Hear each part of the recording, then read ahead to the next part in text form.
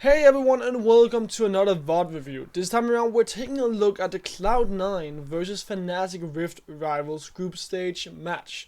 I believe it's from day 1 or something, but I want to take a look at this because I was told it was an interesting match. So we're going to be looking through the match in 1.5 speed. You can also see my cursor on your screen, so that if I want to point something out, you guys can actually see what I'm talking about. But first off, let's talk about the history of the two teams. So basically, what we know about Fnatic is that they went to World, they got into the World's finals, and then they kinda look like an okay team in spring because they lost Caps, they lost SOAS, and they brought in Nemesis as their new mid laner. And they look like an okay team. But now here that we've gotten to summer, they look much better and they look like at least top 2 in Europe. So as long as they can try to develop upon that, then that is good for them. They tend to play more of a conservative old school style, where it's not really about crazy flex picking, and it's more about having a standard jungler, standard mid laner, standard bottom lane.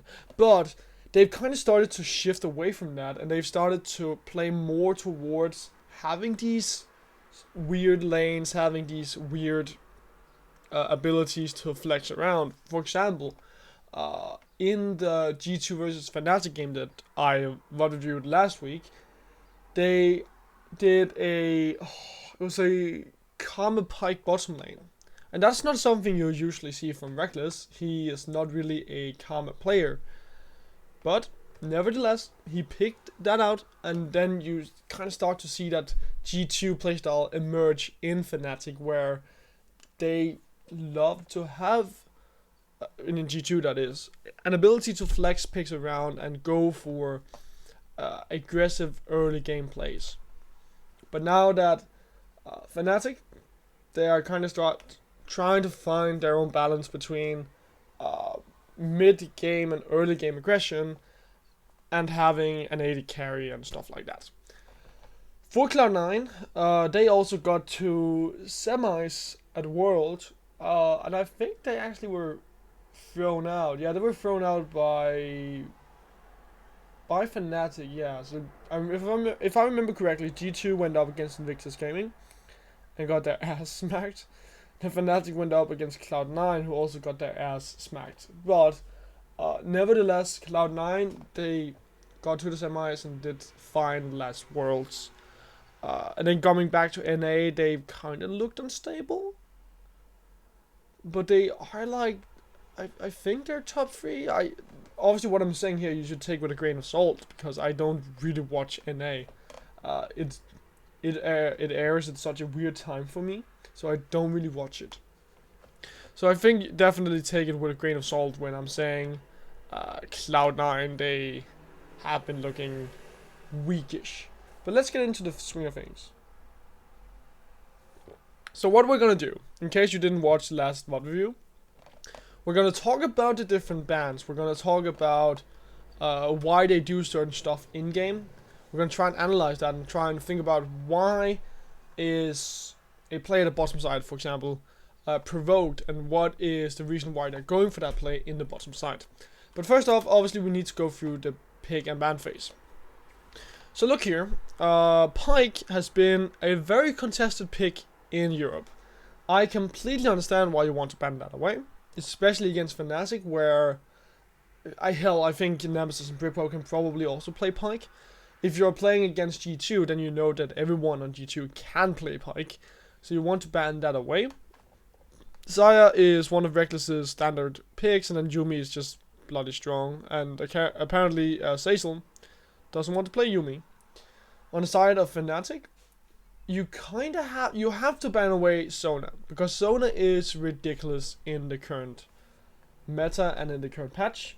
We're playing on patch 9.12, so she is ridiculous, and she really allows for a lot of different bottom lanes, Sona Tom Kench, Sona Tarek, Sona Kama, Sona Pike, whatever you want to go down in bottom side, she can do it. So you want to take that away and not allow for Cloud9 to first pick it. For Kama, again, we're in patch 9.12, you don't want to go up against her, she's just been buffed and she is extremely strong. We've seen that in multiple games in Europe, so just take that away, make sure that you're not going to have to face up against it, and give yourself the best possible outcome from the first pick that Cloud9 they have. Sejuani. I'm not sure if Svensken plays a lot of Sejuani, but I would say that Sejuani is the strongest jungle tank right now. A lot of crowd control, a lot of mobility.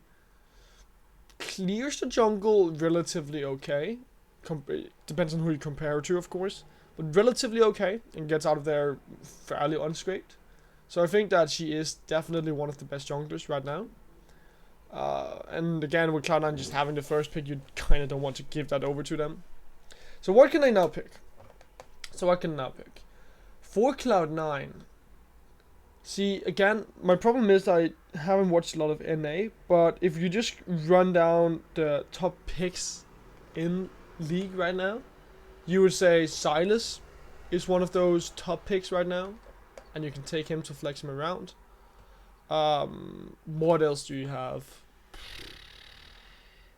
Yeah, Silas seems like a very good idea to just pick for yourself. Oh wait, well, ignore that real quick. But yeah, what else do you have? You could always go for a Yasuo if you really want to have that for your team as well. There's the possibility of a Rek'Sai as a jungler, Jarvan as a jungler as well. What else do you have? I think that's more or less it, because you don't really want to start to go down towards the bottom side and start to pick up supports. So I think we're looking at a Rek'Sai, Jarvan, Silas. Aatrox is a bit of an interesting pick, because Aatrox is now a flex pick. Obviously you have to mention. Oh, whoops. Obviously you have to mention that Aatrox is one of Bripos's, well, probably Bripos's favorite champion and the one that he prefers the most. So I wouldn't say you have to take it away, but it definitely has to be a consideration that you make whether or not you want to go up against Bripos's Aatrox. I personally wouldn't want to go up against against it, because it's just so ridiculous when Bripo plays at Aatrox. Like, he's not shiny on a lot of different picks, but the Aatrox is always something that he shines on. So I understand why Cloud9 wants to take it away, though I would just again say I think there's better picks you can take away, or first pick rather. For Fnatic, it means Jarvan is still up. They get their pick between Jarvan and Rek'Sai, so you might as well go ahead and grab that for yourself right off the bat. Jarvan can obviously be flexed around. Sivir for Reckless is his comfort pick, so just pick that up. Give yourself a good engage AD carry, something you're safe on. Plus, alongside Jarvan, it means your engages suddenly become way stronger as you have the ability to move fast and get up to that Jarvan who's locked down someone. Cloud9, they log in Braum and Xin Xiao. That's the name. I haven't seen that champion in a while. Xin Xiao. I'm not a big fan of the Xin. I kind of think that when you log in Aatrox, you kind of want to not give away where the Aatrox is going. So instead of logging in a jungler right here, you could have just gone for a safe bottom lane. You know Sivir is already locked in. So what you could have done would have been to go for a Lucian down on the bottom side. Kai'Sa is also a possibility. And then alongside that Braum, you kind of have a, not necessarily a winning lane. Of course, it depends on which support Fnatic will pick. But you do have a good outcome, because I'm 100% sure that the AD carry pool will be pinched going into the next ban phase. And it just seems ridiculous to me that you already want to show away your card of an Aatrox and pick up a Shinchao for yourself. It doesn't really make a lot of sense to me, especially when you then also look over and see Nemesis's Twisted Fate. Nemesis has picked up the Twisted Fate before. Did it in the G2 versus Fnatic matchup. So I just feel like it's not the smartest of drafts coming out from Cloud9 right now. They're showing away their hand with Aatrox, who could flex around. So they have no more flexing. Fnatic know where everyone is going as we jump forward. So let's see. Okay, so Yasuo and Lucian will be banned out. Lucian makes a hell of a lot of sense. You have a Braum who's going up against Sivir. Lucian is probably the strongest champion you can take away right now.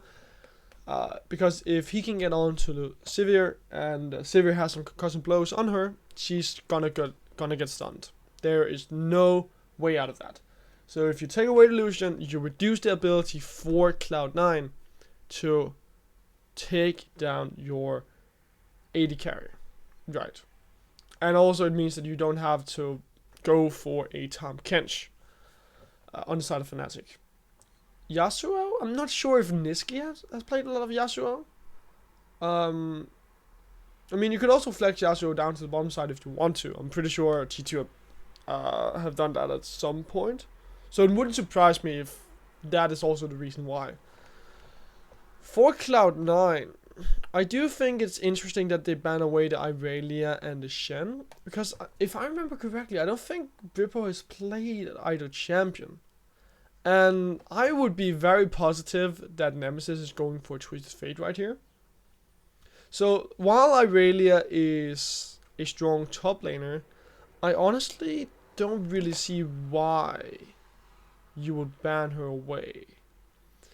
Irelia into Aatrox? I haven't seen that lane too much to really come with an educated guess on how it would go.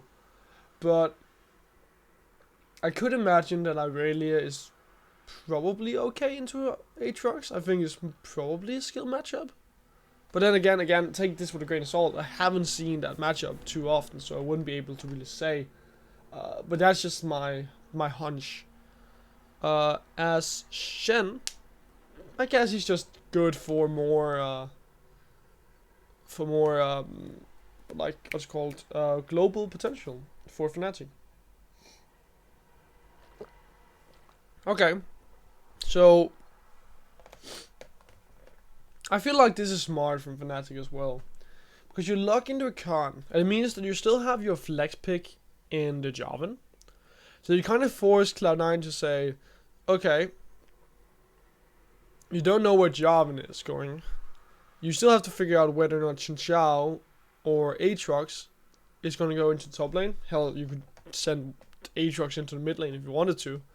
So just picking Rakan means that you get one of Hylissang's favorite supports, while also maintaining your ability to flex picks around. I think it's very, very smart what Fnatic are doing right here. And Cloud9, with Lucian gone and Sivir gone, Kai'Sa is the next best pick in the AD carry pool. So it makes a lot of sense that you just immediately go for that. Now, they still need to get a mid laner. Now they have to show their hand. Is Aatrox going into the mid lane or up to the top side? Right here, Sylas is still left open. And while Aatrox can somewhat split push, I wouldn't personally want to go into a split push scenario against Fnatic, because if Nemesis gets just a tiny bit ahead, you're going to see a very good 1-4 push coming up from Fnatic. And while you're going to be able to split push, Nemesis is just going to be able to join fights faster with his destiny. So personally, I would take something that screws over the Twisted Fate hard and remove that. So I am looking at a Set or a possible Syndra. So set for the ability to take down Twisted Fate in the laning phase. Syndra for being able to team fight efficiently against the entire team of Fnatic. Akali is also a possibility. You saw that against Nemesis from Perk's side of things. It does mean that you're going to be putting yourself at a disadvantage early on. Once you get level 6, you can kill Twisted Fate, but before that, you shouldn't be able to get up close and personal with him because he has stuns and he has his auto attack range, of course, to work with as well.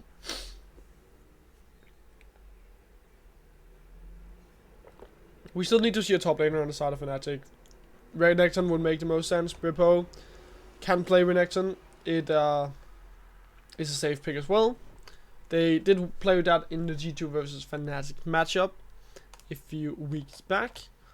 Instead, they go full in on team fighting. So instead of wanting to go up against the Aatrox, go up against the Aatrox as Renekton and have somewhat of a dodgy matchup, they do go for a Gangplank instead, and that's going to bring them a lot of team fighting power. And well, I think it's okay, especially considering how much global mobility you have and mobility in general. I actually think it makes a lot of sense to go for the Gangplank. So once we get the compositions on the screen, let's take a look. Where? Alright, there we go. So let's talk about what the two compositions they want to achieve. So for Cloud9, their composition is based around the fact that they can have a late game insurance and sneaky. When I say late game, I think 3-4 items on that Kai'Sa is where they really want to be looking to teamfight. The early game power lies in the top side and the mid lane. Akali, she's going to look to try and get level 6 as fast as possible, so you can have somewhat of a kill pressure on your opponent. Aatrox is probably the strongest laner here in the early game, and will be looking to take down Bippo. And Svenskeren is probably going to be roaming the most around the top side of the jungle. As a Xin Xiao, you can fight against a Jarvan early on, but I think that's more or less a skill matchup. And as a skill matchup, you kinda want to have the priority in order for you to really win any fights. I don't think you're gonna have any priority in the mid lane. You're gonna lose that immediately because it's a Twisted Fate. Priority in the bottom side depends on how the minions are swinging, really. I think you can get some priority with Sneaky and Cecil, but they really need to shove in early then in order to get that priority. And even then, it's not really going to mean anything for Svenskeren, as you still have a mid lane who's going to get shoved in all the time.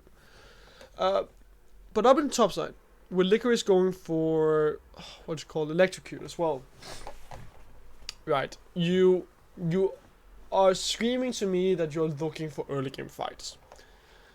You're looking for fights where you can take down Bippo and force Broxah to come to you as well. So you want to have a 2v2. The smartest way for Svenskeren then to achieve that is to be in the top side of the map all the time. That means that if you get a successful gang up in the top side, Licorice can start to gain up a lot of pressure on his own, and then start to win the lane without needing too much help from his jungler. And then that allows for you to start to roam down towards the mid lane and help Niski. On the side of Fnatic then, if we talk about what they want to achieve. Bippo, he's looking to survive the early game.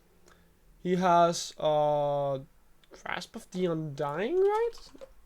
Is that what it's called nowadays? I believe it is. Yes, Grasp of the Undying.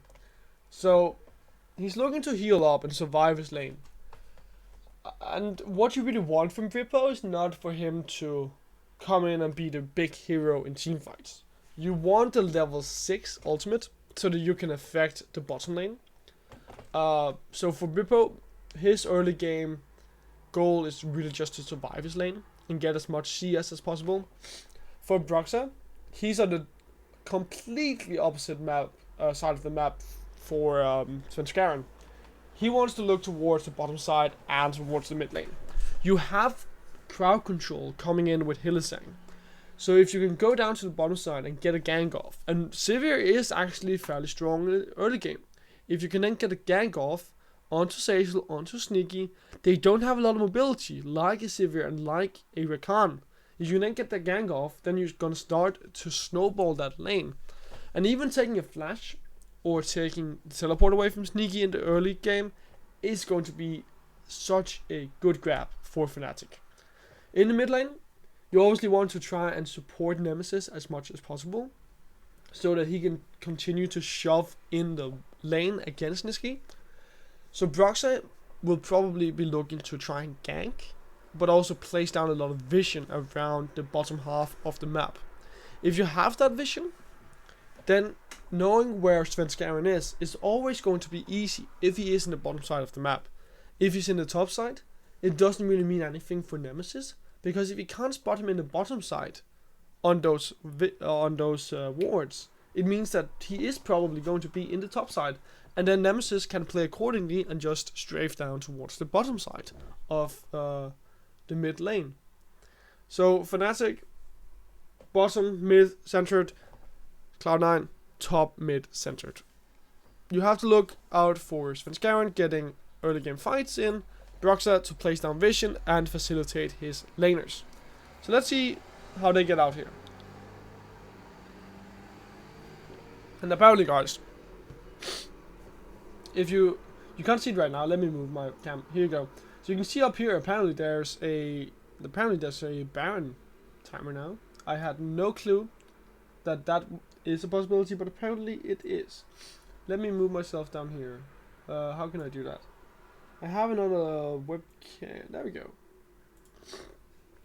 Cool, so now you can see the Baron timer and you're not really missing anything on the map.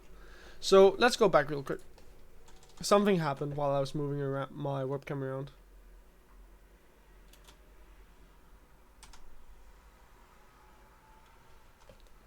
Alright, let's see. So they're going for invades. Fnatic towards the bottom side, Cloud9 towards the top side. Will Fnatic be spotted? I think they probably are, because Cloud9, they moved in for an invade. Okay, so Sneaky spots Fnatic, and Cloud9 immediately goes in for an invade as well. Obviously, when you know your opponents are going in for an invade, you want to do it on your own as well, so you gain that knowledge of where the jungler will be starting. For Broxah, it's very important that he knows where Svenskeren is as well. Because if you know where Svenskeren will be starting, that is suddenly a lot of information that you can play with. So you know he's starting at the red buff. So that means two things. Svenskeren can either strafe up towards the top side and get that blue buff, or he can go in and get a Skull Crab early on, after getting the Crux. That's the two possibilities that Svenskeren really has. If you get the Skull Crab, it means that your bottom lane can play a bit safer, because then they have a bit more vision to work with. If he roams up towards the top side, it means that you're already looking to try and gank Britpo early on. So it kind of depends on what Svenskeren will look to do for his team early on. I would say Scuttle Crab makes the most sense, especially when you know Broxah is starting in the top side. Just get that Scuttle Crab, get that vision for your team. Broxah will probably do the same up in the top side, so it's just going to be a trade of Scuttle Crabs. But if Svenskeren wants, he can move in and get that Scuttle Crab early on. This is very, very cheeky. This is extremely cheeky. Okay, so what Svenskeren tried to do there is that he knows his bottom side of the map is the weakest link here in this early game. Oh well, that's actually a lie. I think he knows that the mid lane is the weakest link, but the bottom side is also a lane that needs a push. So you want to go in for an early dive. Sivir at level 1 doesn't have a lot of mobility. It certainly doesn't have her spell shield. So getting onto her and locking her down means that you have to invest a couple of flashes, but you're gonna get Reckless down and you're gonna force the teleport out. So it would be such a good objective and such a big goal achieved for Cloud9 if they could pull this off. But it's so bloody smart that Fnatic, they have placed down some vision. So they know that this is a possibility because Xin Xiao usually does this. I think he is one of those he's one of those junglers that you know will always try and do something cheeky at level 1. So I can respect the fact that they put down this vision. And then Svenskeren is now, like, after this fails, he's kind of in a position where he says, okay, I spent a lot of time trying to go to the bottom side. It didn't work. I'm level 2, I have my red buff, I can fight against Broxah if he comes over towards the blue buff. I am stronger in the early game than Broxah, so I can pull this off if I want to. But now the problem is for Cloud9 that the mid lane is pushing. Right. It's slowly pushing over towards Niski. So if Nemesis wanted to, he could rotate over towards the blue buff and help up Broxah. Same goes to Reckless and Hildesang. They can just move up because they have the bush right here. So they can also just move up and collapse upon Svenskeren. So let's see what happens. Svenskeren finds Broxah, and obviously Svenskeren is stronger in the early game than Broxah. But the problem still is that you will be collapsed upon. Okay, never mind actually. Niski hard shoved the mid lane in order to keep Nemesis from roaming. So that is actually a really good infrastructure and a base for this invade built up by Cloud9. And they really get everything that they could want out of this. They take away the flash from Broxah, they take away the blue buff, and that is going to be 3 buffs coming out for Svenskeren here in the early game. So while you are looking to try and get Licorice ahead in the top side, you're also doing yourself a big favor by keeping Broxah down and limiting the amount of plays that Broxah can make as well. Broxah immediately comes out from his base and goes up to the top side. So you know Svenskeren is in the bottom side because you saw him at the blue buff. There's no way he can already be in the top side. And with Licorice pushing in, it's just a matter of turning around and picking up the kill onto Licorice. But okay, they don't get that. So what happens here?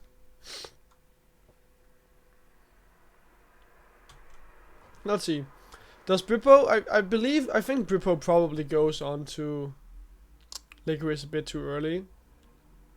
I also see. Okay. No, it's just Licorice spots Broxah and immediately backs off. And then down in the bottom side. We jump down to the bottom side. So what is this now? So let's think about it. It's what, like 30 seconds since you last spotted Svenskeren. Fnatic, they move on to Sneaky and Saisal. Do Sneaky and Saisal overextend? Let's see. Do they overextend? No. They don't really overextend. It's just a matter of Sneaky going a bit too far forward and Hildesang immediately jumping onto him. But you haven't seen Svenskeren in at least 30 seconds. He could be in the bottom side. You can't know for sure whether or not he cleared out the trucks or the rafters. It would make the most sense for Svenskeren to be up towards the top side for the blue buff that you kind of want to secure for on your own. That would make the most sense, but you really can't know for sure because you don't have that information. But Fnatic, they still pull the trigger and they still make an aggressive play and get onto Sneaky and Saisal. So no matter what Fnatic they do right here, they're gonna get a good outcome out. So either they get Sneaky to back off and force him to use the teleport, so that would be a teleport advantage going over for Fnatic, or they get Sneaky to flash and most likely get a kill as well because you have that ignite. So no matter what happens here, it's a good outcome for Fnatic. So it's a really smart decision from Hylissang to do this. But up in the top side, what's happening here? Okay, so that's a teleport coming in from Niski. After Brippo and Broxah, they move all the way forward. Niski teleports in. Nemesis can't stop him because look at what Niski did. He's all the way over here. So, considering that your bottom lane is getting pushed in, you kind of want to have, let's say, an advantage elsewhere. You want to grab something elsewhere. And right now, that is in the top side. Fortunately, and the only reason why Niski can really do this is because there are minions all the way up here. So that means that you can immediately get in and get onto Brippo because they were like pushed all the way up here when Niski started to teleport. So very good decision from Cloud9 and such a good movement here in the early game. They're really playing this map perfectly, I feel like. It's so hard for me to point out any errors that they're making right now. Because they're playing so smart. You go in and grab away the blue buff after a failed gank bottom side. You're able to go up and grab the bow. So look here. So fortunately for you, you have minions pushed all the way up here.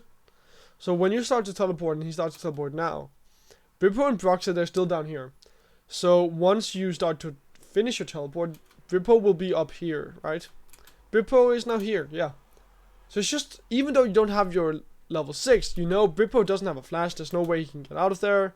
That will be an easy kill. And there's no way that Brippo can get away from that without a flash.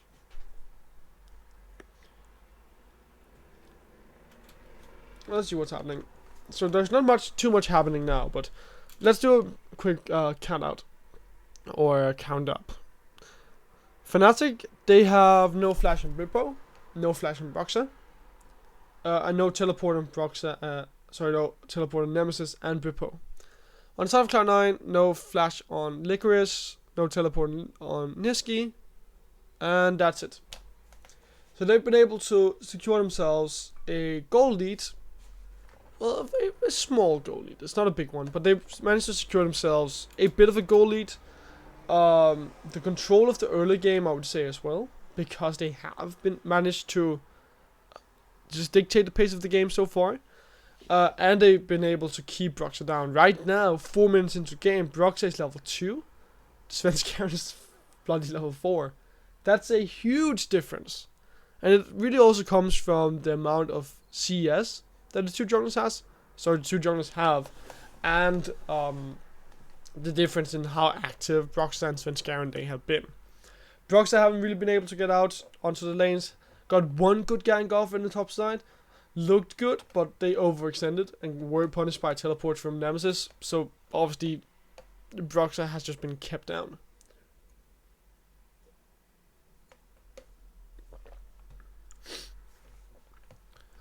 But Broxah is now actually doing what he is supposed to do. So you get a Skull Crab in the bottom side. Level 3 as well. Yay! Level 3, 5 minutes into the game. But you get the Skull Crab. You place Vision around here. So you're starting to play to your strong lane. You already can see Reckless is having a 10 CS lead compared to Sneaky. And Nemesis is doing fine in the mid lane as well. And you want to start getting Vision in for Nemesis in the mid lane so that he can start to have a better time against Niski. You want to start doing that especially now because Niski is about to be level 6. So what happens here? Let's see. This is a greedy play from Fnatic. Hylissang is chunked out by Sneaky. Sneaky doesn't really have to attack this CS. He knows he has a pickaxe, so you can just fight against Fnatic. You don't really need to attack the CS. It will still be there anyway.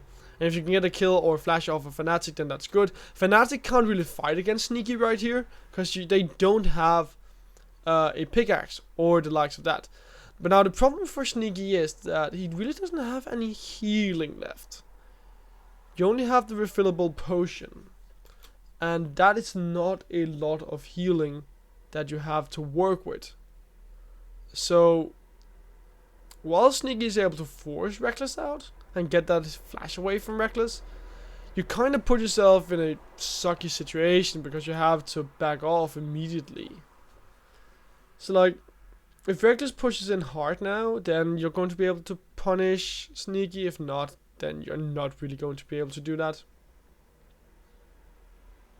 Now Licorice has to be careful here. You haven't spotted Broxah in a long time as well. So let's see the movement from Broxah. Let's go back. So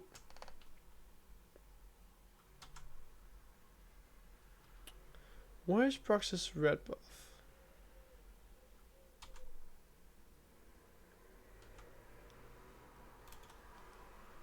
Alright, so Broxah, after placing vision in the bottom side, goes up the jungle, grabs wolves, raptors,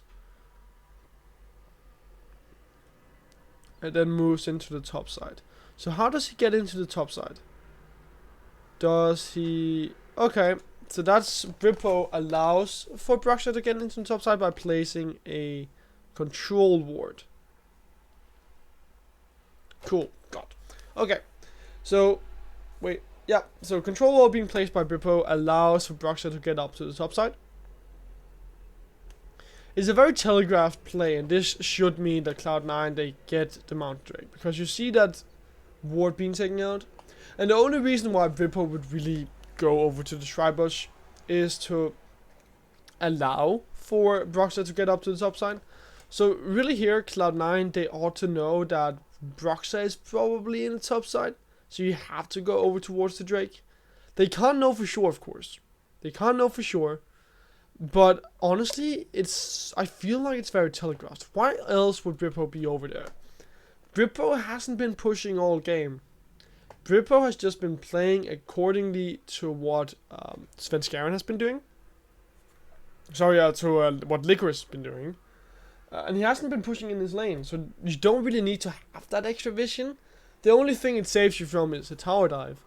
And at that point, you kind of just have to say, well, my team can get me out of sticky situation if I'm being tower dove.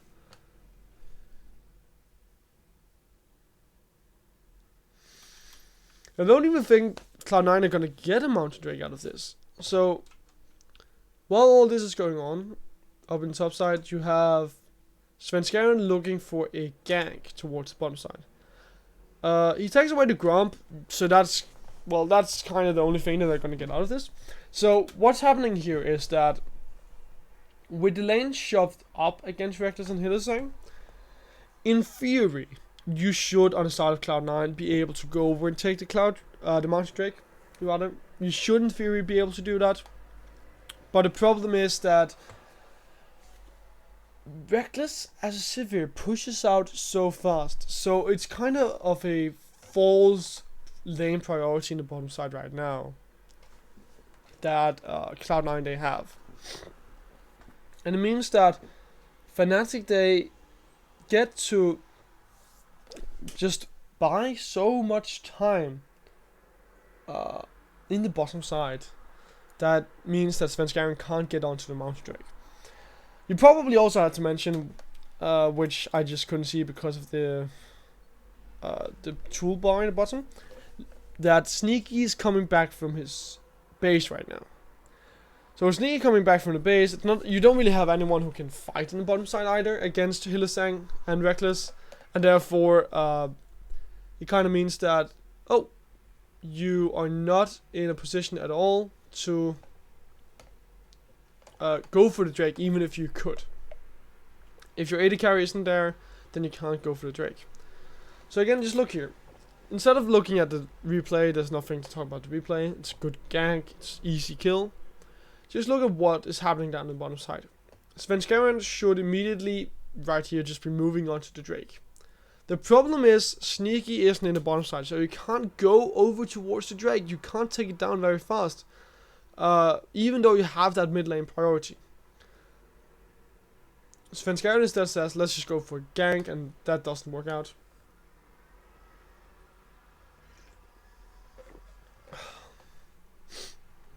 And now Fnatic, they have the gold lead because they have CS leads in the mid lane, CS lead in the bottom side. And basically are doing pretty damn good everywhere on the map. Svenskaren has to be careful here. So let's talk about why is this a possibility for Fnatic to fight here against Cloud9. So if we jump back just a second. So let's count the amount of people that you have who can rotate into the middle, who can rotate in for Cloud9. Sneaky Saisal, they can rotate in for the bottom side because they have that lane pushed in right now. Niski can rotate over, yes, but will be very late and will miss out CS. So that's a sucky situation, especially because you're about to be... You're 2 lanes down right now. You're about to be 2.5 lanes down if you rotate over from Niski. So you don't really want to rotate over. Licorice can't join up. No teleport inside of Licorice. So, in all, you're going to be 3 members for at best for Cloud9. For Fnatic, Nemesis is already rotating over because he's supposed to get the blue buff. So that's 1. Broxy's there because he's obviously delivering the blue buff over to Nemesis. Reckless and Hildesang, they have the bush, so they can just go over it there immediately. And then you have the cannon barrage from Brippo. So it's guaranteed 4 versus 3, 4 versus 4 at the best. 4 versus 4 possibly. And then if you count in the cannon barrage, then it's a 4 versus 5. And Fnatic, they should always win this. There should be no way that Svenskaren can steal away the blue buff. So even though Fnatic, they have to invest a lot of things into getting this blue buff, they do get the blue buff onto Nemesis, and all they really give up is Reckless ult and Ripper ult. So I would say that is a win in and of itself. But they probably could have contested that blue buff had Niski rotated over immediately instead of clearing the mid lane. Because you can see here Niski clears the mid lane. I think it is Cloud9 making multiple different calls right here. Now you have Niski who's clearing the mid lane. He probably doesn't want to go over and fight for the blue buff, so Scaran says fight for the goddamn blue buff. So there's different calls just coming out from Cloud9, which ultimately ends up costing them a flash on Svenskaren and a loss of a blue buff. I think Fnatic, they come out ahead, but Cloud9 they made a weird call. But this is a smart call from Svenskaren because now he knows that Nemesis got chunked out. So he's not going to be in the mid lane for at least 15-20 seconds because he has to go back to the base and heal up and everything. So with that in mind, there's also nothing for Broxy to do in the bottom side. You still have if you're in the bottom side, you have no mid lane priority. And the bottom lane is getting shoved in. So it's such an easy Drake for Svenskaren to take, because he knows there's not going to be anyone there to stop him from taking that Drake. Okay. What?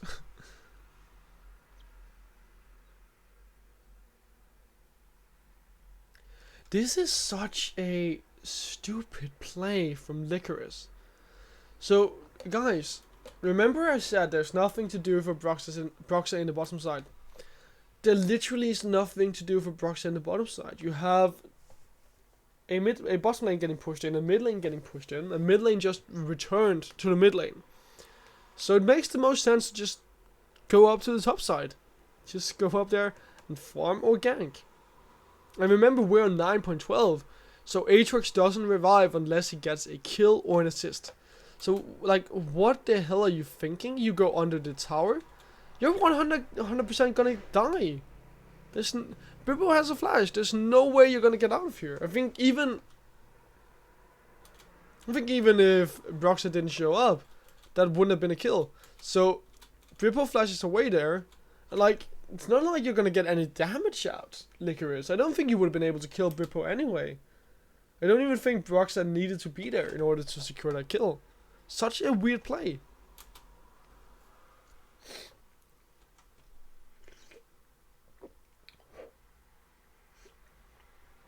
Okay, so they fight in the bottom side. What just happened and why is this a possibility? So, you know Sneaky and Cecil, they have a flash. So that's obviously something you need to keep in mind. Destiny is a possibility for Nemesis. It's a very risky gank in the bottom side because you don't have the cannon barrage from Bibbo to support you. And that means you're not going to have that extra man to work with. You do have the ult on Reckless and the ult on Hylissang, so setting up the gank shouldn't be that hard. But you should also know that Niski has a teleport. So like it's a very high risk, high reward play for Fnatic. Because if they win this and they take out someone early on, then that is good. But also with just the flash that you have on the side, sorry, with the teleport that Niski has, you should never think about this than anything less than a 3v3, and it will always be a 3v3. So it ends up just being a trade of supports, and honestly just a bit of a weird play from Fnatic. Like, it makes sense that you want to try and do something, but you know, you knew it would have been a 3 versus 3 anyway, because honestly with Niski having the teleport, he will be there. Especially since you're the one to pull the trigger early on. Nemesis that is. There's no one to stop stop Niski from teleporting in.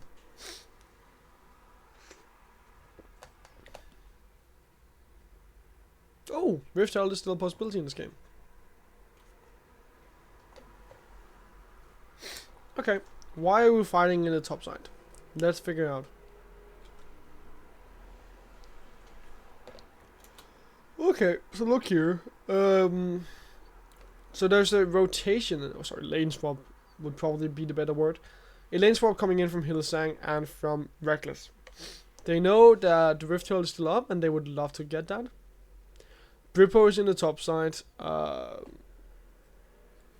and I think they probably pulled the trigger early on to go back, so they have the earliest rotation up to the top side. Here for Fnatic. You still have to respect Svenskaren, of course, and Nemesis really isn't in a position to fight that much yet. It doesn't have the Trinity Force, so you have to really consider that. And Fnatic, they just really get their butt smacked right here. Like, if they can win this fight, then that would be good, but I would say that I think Cloud9 are a stronger team right now. But Nemesis is playing this really smart. So he's not rotating over like Niski is.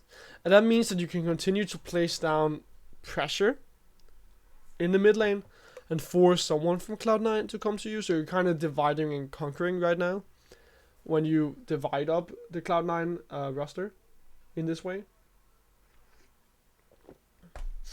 I think it's also smart that you have Reckless up in the top side, who's also just pushing away. Because with Reckless just pushing away in the top side, it means you have pressure coming in from 2 different lanes.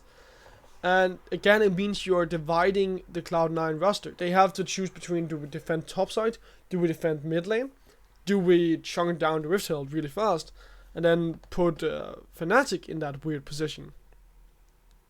Also, Fnatic, they should know that Licorice has no teleport now, so obviously teleport advantage for Fnatic. Not teleport advantage because everyone obviously from Cloud9 is there, but you should more see it of Fnatic being able to apply pressure to multiple lanes and cut their losses around the around the Rift Herald if they want to. So it's more a case of Fnatic can say, okay, we can go down to the bottom side and we can grab the first tower if we want to, but we can also go for the Rift Herald and fight around that if we also desire to do that. with Brippo having his teleports up.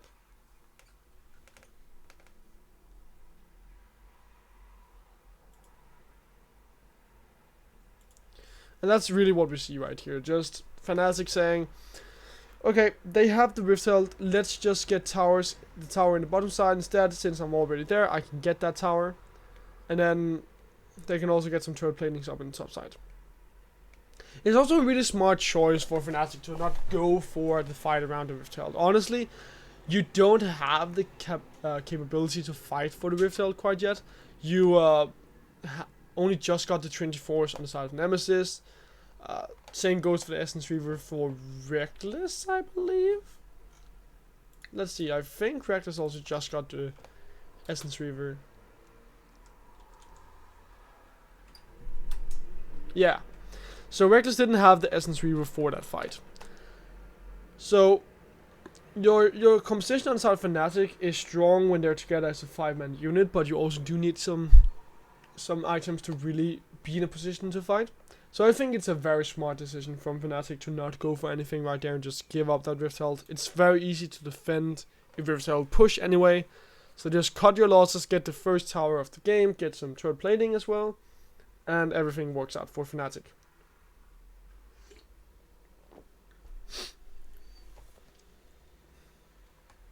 And now the map is being reset. So what is the next big objective? Ocean Drake is coming up in 40 seconds. And that would be a lovely pickup for Fnatic, seeing as they don't have a Drake right now. Plus, they are playing more of like the long con. So having a bit more sustain would be nice. Fnatic, now also with the Essence Reaver on Reckless, pushes pretty damn fast. And I'm not quite sure why is Cecil not with Sneaky right now. Because you kind of want to defend the top side. Why is Cecil not there? Cecil goes back. Cecil is not low right now. But Cecil goes back. What does he get? Is this worth it? He has 500 gold.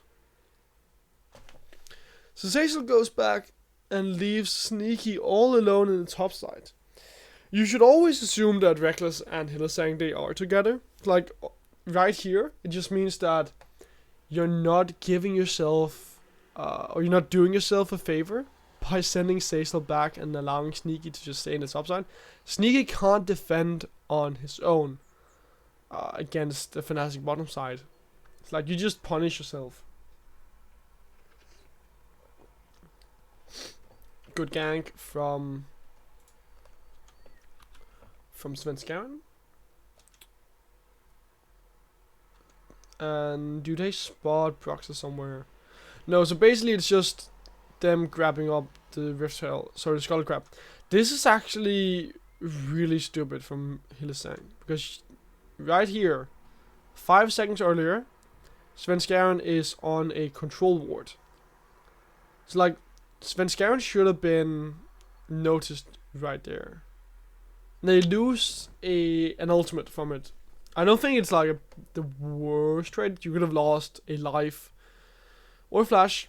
So like it could have been worse, but obviously just losing the ult sucks in and of itself. So honestly, it's just Fnatic not respecting Svenskaren there. Okay, what's gonna happen? What happens here? Let's see. Why are they able to go on to Sneaky? Do they spot? They don't spot Svenskaren. Wait, they might have spotted. Okay, so they might have spotted Svenskaren right there. Broxah might have seen him. I choose to believe that is the case, because if you did not spot Svenskaren right there, this is a very risky play then. But if you spotted Svenskaren, then you kind of know that he is down towards the mid lane, and obviously with an item advantage in the hand of Reckless, getting onto Sneaky and just poking him, or sorry, cutting him down fast, isn't that hard of a trick?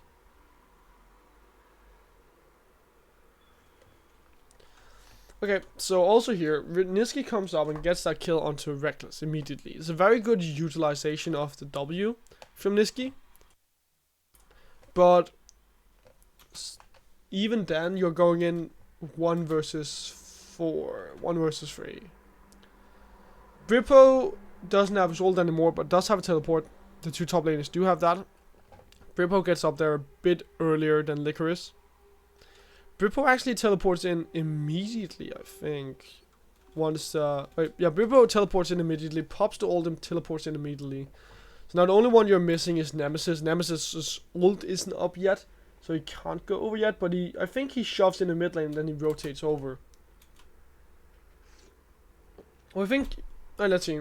Yeah, shoves in the mid lane and then rotates over. Is it a bit too late? I don't think so. Nah, I don't think that's late at all. Because you shove in the mid lane, so that you actually, this is like the smartest thing Nemesis could have done. You shove in the mid lane, you deny all that CS away from Niski, and Niski's dead as well, so like he wouldn't be able to get it anyway. And then you just go up there and save your entire team. So honestly, you get an ace right here, plus you deny a bunch of CS away from Cloud9 in the mid lane. And everything just went well here for Fnatic. And I honestly, I would say this is because Fnatic, they spot right here, they spot Svenskeren. I can't see why else you would do that. Because it just seems like a very risky play. Right, if you haven't seen where Svenskeren is, Svenskeren could turn on Reckless and Hylissang immediately. And then it doesn't matter if you have teleports or not. Because Brippo, even if Svenskeren is here now, it would be a 2 versus 3 for 3 seconds, right? And that is plenty of time to take down Reckless. So I choose to believe that they spotted Svenskeren and therefore they had that man advantage. Niski obviously gets like the best possible scenario for Cloud9 is to take down some of the members, but Niski goes in a bit too early, and it ends up leaving them in a 2 versus 2 versus 4 instead, because you go in way too early. If you had waited, you might not have gotten the kill, but at least your team would stand a better chance afterwards to go for that fight. And this is now Cloud9 being desperate. So they still have the Rift ult here, right? You still have the Rift ult, but you don't have the lead. You don't really have item advantages anywhere. The only shining light Cloud9 have is Niski.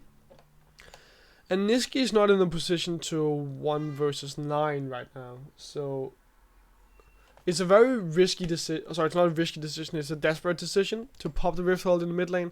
But it's the only place you could really do it. And you want to open up the mid lane. If you open up the mid lane, you can go out to the side lanes. That is elementary League of Legends.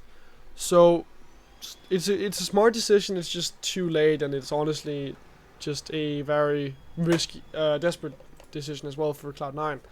And they are pretty damn far behind right now. It's 7k. So now Fnatic, they should just have their way with them. Why do they do this? So let's think. Which target is the one that they want to destroy the most right now on Cloud9? I would say, if I get to choose, I would take down Niski. Because Niski is the biggest threat to my carries right now on the side of Fnatic. So if I could, I would take down Niski. But Niski is playing safe. Niski gets chunked, however, by barrels. So it's down to half health.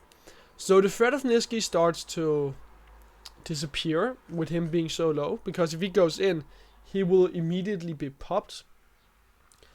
And that means Sneaky is the only one you really have to think about now. So right here, Cloud9 are divided again. So again, with the threat level of Niski being gone, the 2 members from Cloud9 who are divided from their team starts to look very delicious. But then again, okay, so for this fight, I think it's a mistake for Cloud9 probably. So let's watch the fight.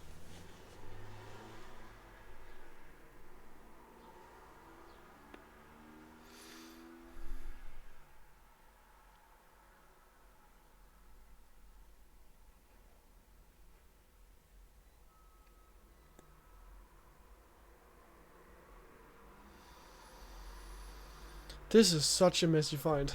Okay, let's start over. So, I think it's such a big mistake right here for Cloud9 to engage upon Fnatic again. Cloud9's consistent damage lies in Licorice and Sneaky. Sneaky only has that item, I can't remember. It's not really the one that gives you a lot of damage. You would want to have, let's say, an Infinity Edge right now. Infinity Edge and Rapid Fire Cannon would be like the best possible outcome for Sneaky at this point in time. So you don't really have that consistent damage, and you can't rely on that for a team fight. Licorice doesn't even have his Black Cleaver yet, so he certainly can't fight at all. So you have again to look towards Niski, with him being the one with 3 kills. Niski doesn't use his ult early on, and so you don't take down Reckless. And Reckless is the one with a lot of consistent damage on the side of Fnatic right now. And it now means that for Fnatic, with them having so much consistent damage coming in from Nemesis and Reckless. Also, whoa, I just noticed apparently Nemesis has a rapid fire cannon. Like, he is very strong at this point. And Reckless has the Essence Reaver and the seal item. Sorry, just the seal. So he's also strong. So it's a lot of consistent damage from Fnatic, and even though they lose Broxas, sorry, they can still fight because they have a long range and they still have a tank in Brippo. So it's a lot of consistent damage from Fnatic, and even though they like overstep their boundaries just a tiny bit, quote unquote, in this fight. So like here, Nemesis goes hard without his team being able to follow up. That is them going too hard, and right there, Hilisank goes on the tower, tanks up, and that is also him taking too much damage. So while it is a dirty fight, and Fnatic, they do make a lot of mistakes all over the place, they still come out ahead simply because they have that consistent damage. And Cloud9, they were in a desperate situation again. Like, they had to try and find a way to come back into this game. If they could find a good fight, then that would be nice. But it was such a terrible situation that they found themselves in. Either they get a good fight and they lose a couple of members, which is very unlikely, or they just completely lose that fight. So either way, it's a high risk, medium reward situation, and it's just so hard for Cloud9 to really win this fight. And you can see here that Niski can't really take down Reckless, can't really take down Nemesis, even though he has the ult. It is just so hard for Cloud9 to take down anyone from Fnatic. This is a much better fight, and I'm not even sure why they're fighting. We can't see that because apparently they did it while we were in the replay. So it's a much better fight for Cloud9, I think. Okay, so yeah, Cloud9 will come out ahead, but it's only with like 1 kill, so it's not like crazy. So I would assume that they were fighting over the Ocean Drake. Let's take a look at the fight though. Alright, so what happens? Okay, so here, cut please, cut. There we go. Right. So what's happening here? For some reason, I'm not sure why, Reckless is over here. So Reckless is really not behind his front line, and is in such a bad position, so it's a guarantee that Reckless will die. It is guaranteed. And that means that you then have to look towards Nemesis and Brippo as your damage, but is probably the best outcome that Cloud9 they can hope for right here. To take down Reckless this early on is so good. And also Sneaky being alive means that at least he can pour out some damage. Hylissang makes a very good play by going over to Reckless and at least helps them take down Sneaky. But the entire Fnatic lineup is just completely divided and split up in that fight. So it just means that you don't really have the possibility of utilizing your AD carry as a standard AD carry to win that fight. And you end up just losing too many kills in a bloody stupid fight. But hey, at least you fight for the ocean break. Alright, let's have a look. So Reckless comes in from the side.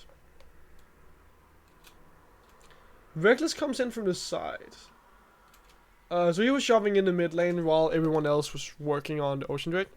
So what Reckless should have been doing was to path over here and go behind his front line. Instead he goes here and thinks, okay, we're fighting so I can come in from the side. But Broxy gets chunked out immediately. Where does all that damage come from? So that's basically just Svenskeren pouring down damage to Broxy. And because Broxy right now is the front line for Reckless, and he is basically dead, Reckless is in the world's worst position and kind of deserves to die. Also, the pressure that Niski is applying here with that teleport is so smart. It really means that Fnatic, they just have to cut their losses right there and say, okay, Reckless is gone, Hylissang is gone, which they do, and then they kind of just fight for a bit after that, because they still have the ult on Bippo. But now Fnatic, they are at a point where they have to say, Baron is up, we have the items to take that Baron. Do we go for that and have the possibility of the game being stalled for too long? Or do we go for just a straight raw push into the base of Cloud9? I would say with a bit of clever visioning, getting the Baron is probably the smartest and easiest choice for Fnatic. They could spend a lot of time trying to take down the structures from Cloud9, which would be very hard. But if they have a bit of if they have some control wards that they can place down, then getting control over that Baron pit is not a problem at all. And now you will see everyone probably go back and grab up control wards. Reckless should be selling his Doran's Blade. Same goes with Bippo. Sell his Doran's Blade to grab up that control ward. I don't think it's enough that you have 2 control wards coming in from Broxy and in from Hylissang. I really don't think that is enough. But then again, Fnatic, their Baron taking power is pretty fast with Reckless and Nemesis and hell even Bippo. So I think you could probably burst it out before Cloud9 they could come over and contest it. And then this is so good for Fnatic. So Bippo is able to take down Licorice. And obviously, if you take down Licorice, it means that you have no one there to answer Bippo in that split push. So that is a lot of pressure coming from the bottom side from Fnatic. So Fnatic right now, with Bippo taking down Licorice, they could rotate over towards the Baron. And they could easily take that Baron. No one is there to stop them in the bottom side. So Niski has to go down to the bottom side, or Sneaky and Zazel has to go down to the bottom side to deal with Bippo and to stop him from taking towers and ultimately the inhibitor. So that is the decision that Cloud9 they have to make right here. Do they fight against Fnatic and force Fnatic into a position where they have to decide, do they go for the Baron? Cloud9 has to Fnatic with this. Alright, this is what I'm trying to say. Fnatic, with them having Bippo in the bottom side, they have the choice to either now go for the Baron or to push. They have a man advantage down on the bottom side, so they will be strong in both lanes they push in because they will have the man advantage no matter what. And Cloud9, they have to make the choice: do they cut their losses and say, we give up the Baron, give that to Fnatic, and we can then deal with that? Or do they let Bippo take a tower or two while Licorice is respawning? Cloud9, they don't really get to make a choice, as they just have Svenskaren over step his boundaries. He is on his way to the mid lane, walks over a ward, and is just caught immediately. Reckless pops his ult, Hillersang pops his ult, and this is such an easy cleanup kill for Fnatic. So this could be 2 inhibitors, it could also be a Baron for Fnatic. So what it ends up being is 2 inhibs, right? Yeah. Well, it might just be the game, actually. Alright, let's see. So, Fnatic, they get an inhibitor in the mid lane, they also get the inhibitor in the bottom side. Svenskaren is dead. Licorice is now up. Okay, with the rapid fire cannon, Nemesis is able to get on to Sazil immediately and pop him out.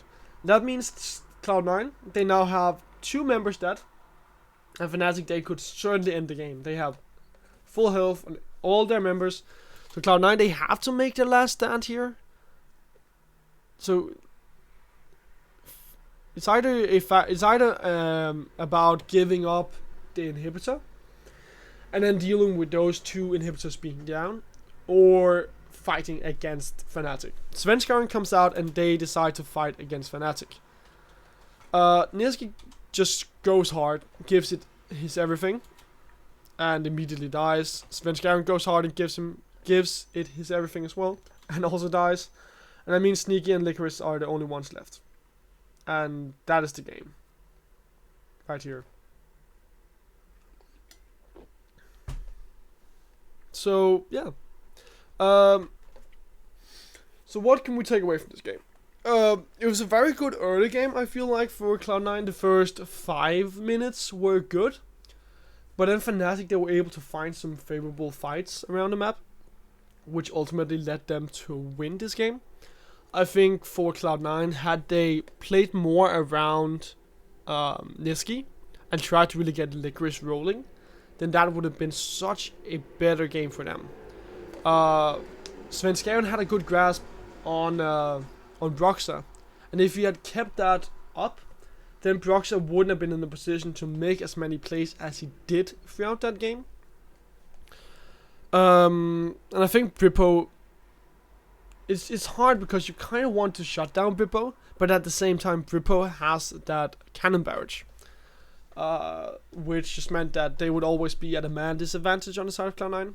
And I think that is something that they needed to know as well, because they played it very cheeky when they didn't have the position that they needed in order to really fight. Around the blue buff, for example, the blue buff where Svenskaren went in and Niski were farming in the mid lane, and Bwipo had the cannon barrage, that is a position where Cloud9, they were not in a position to fight, because they didn't have that man advantage. But I hope you enjoyed this VOD review. I think at least it's very entertaining. I like doing it as well. I think it's very educational for me as well, and I hope it is for you too. But thank you for watching. Obviously find me on Facebook, Twitter, Instagram, at Daedalus, and hopefully I will see you on the next video. So thank you for watching, guys, and have a nice day.